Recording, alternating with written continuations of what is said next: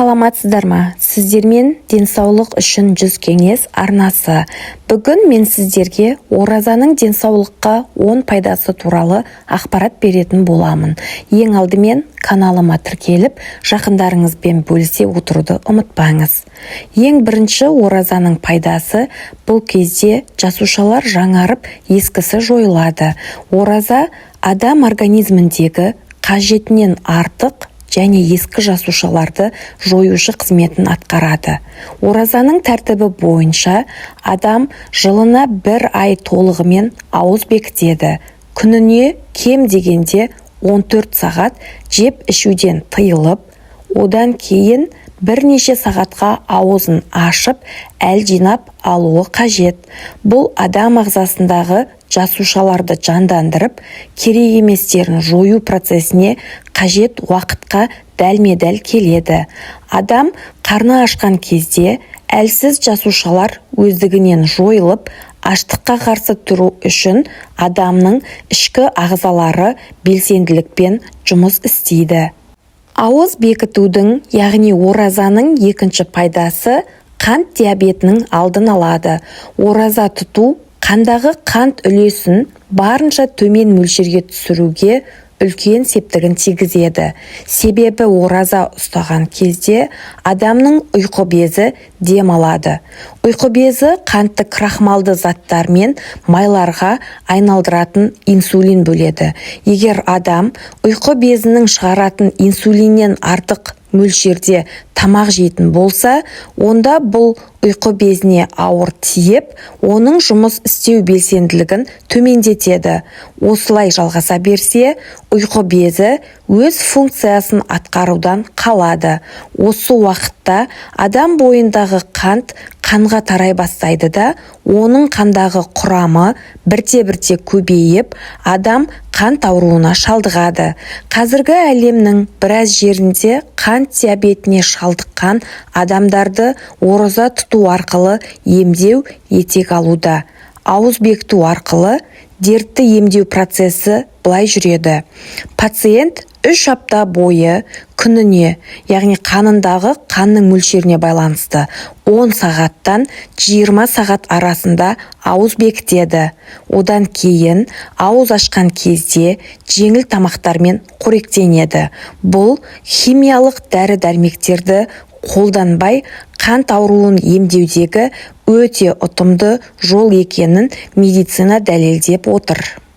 Келесі пайдасына тоқталсақ, ораза артық салмақтан арылуға әсерін тигізеді.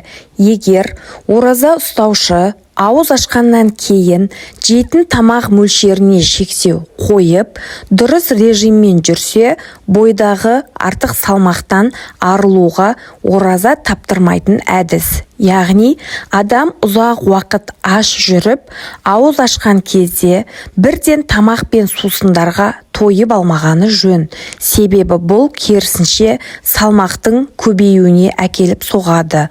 Алла елшісі ауыз ашар кезде тек бірнеше құрмадан дәм татып, аз ғана су ішіп, ақшам намазына тұратын.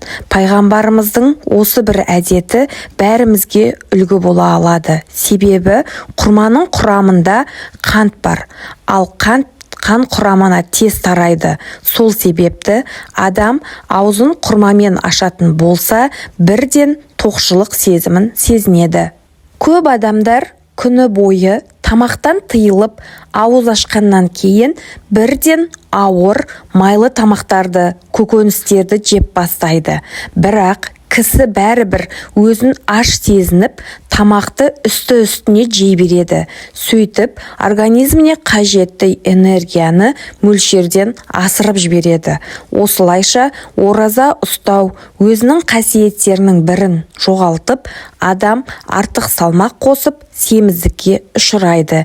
Әрине, Алла шариғатының бізге қалағаны бұл емес. Сонымен қатар, ораза тері ауруларына да пайдалы. Ауыз бекітудің тері ауруларымен күресуде пайдалы әсері бар.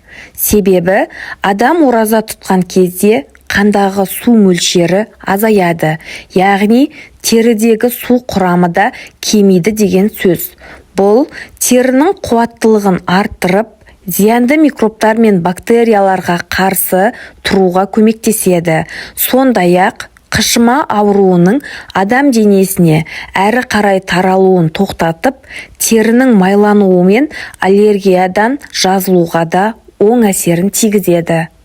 Тұз байлану ауруына пайдасы. Ағзада тұздың жиналуы көп тамақтанудан, әсіресе еттен жасалған өнімдермен көп қоректенуден пайда болады. Сондай-ақ адам шамасынан тыс тамақ жегенде бұлшықеттердегі протеин мөлшері көбейіп, бұзыла бастайды. Бұл адам буындарына, әсіресе аяқтағы үлкен бармаққа несеп қышқылының жиналуына әкеп соғады. Сондай-ақ қандағы несеп тұзының мөлшері көбейіп, ол бүйрекке жиналып тұнады. Бұл процесс ақырында бүйректе тас пайда болуына әкеп соғады. Сондықтан тамақ пен судан тыйылып, біраз уақытта ауыз бекіту бұл дертті емдеудегі ұтымды жол. Және бір пайдасы қан қоюлануының алдын алады. Көптеген мұсылман және мұсылман емес ғалымдар ауыз бекітудің денедегі майдың құрамын азайтумен қатар холестерин мөлшерінде бәсеңдететінін жарыса айтады. Холестерин дегеніміз ол қан тамырларына тұнатын зат. Денедегі майдың құрамы көбейген сайын холестерин мөлшері де артады. Бұның арты атеросклероз дертіне және жүрек пен мидағы қанның қоюлануына әкеп соғады. Адам ағзасын улы заттардан тазартады. Қазіргі кезде тағам өнімдерін ұзақ мерзімге сақтау үшін құрамына химиялық қоспалар қосылатынын баршамыз білеміз. Бұл өнімдер адам асқазанына түскен кезде улы заттарға айналып, денедегі май құрамында сақталып қалады. Адам ұзақ уақыт тамақтан тыйылуы әлгі майдағы улы заттардың еруіне әкеледі. Оған қоса адам организмін улы заттардан қорғауға жауапты бүйрек, бауыр сияқты ағзаларға өз функцияларын атқаруға көмектеседі. Сондай-ақ ауыз бекіту кезінде дұрыс тамақтанып, артық тағамнан бас тартатын болса, бұл организмнің иммунитетін күшейтеді. Оразаның денсаулыққа 8-ші пайдасы ас қорыту жүйесі дем алады.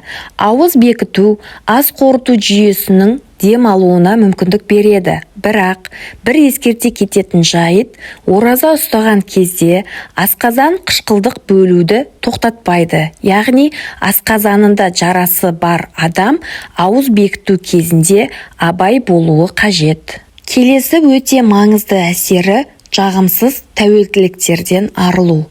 Жағымсыз тәуелділіктер дегенде ең алдымен көз алдымызға түтіні бұрқыраған темекі келеді. Рамазан айы тек ауыз бекітіп қана қоймай, сондай-ақ жаман сөздерден, ұсқынсыз әдеттерден, жағымсыз тәуелділіктерден арылуға көмектесетін мүмкіндік айы. Арыла алмай жүрген тәуелділіктеріңіз болса, бұл мүмкіндікті жіберіп алмаңыз. Оразаның денсаулыққа ең соңғы 10-шы әсері қан қысымын түсірумен бас ауруына пайдасы. Ауыз бекіту қан қысымын түсіруге және қанның қоюлану қаупін азайтуға бағытталған табиғи жол. Өйткені адам ұзақ уақытқа тамақтан тыйылған кезде бойға қажетті энергияны жеткізу үшін организм денедегі маймен қоса глюкозаны да жаға бастайды. Мұның бәрі қан қысымының түсуіне әкеледі. Бүгін мен сіздерге ауыз бекітудің денсаулыққа тигізетін маңызды 10 әсері туралы ақпарат бердім. Ақпарат кәделеріңізге жарасын, дендеріңіз сау болсын, ауырмаңыздар.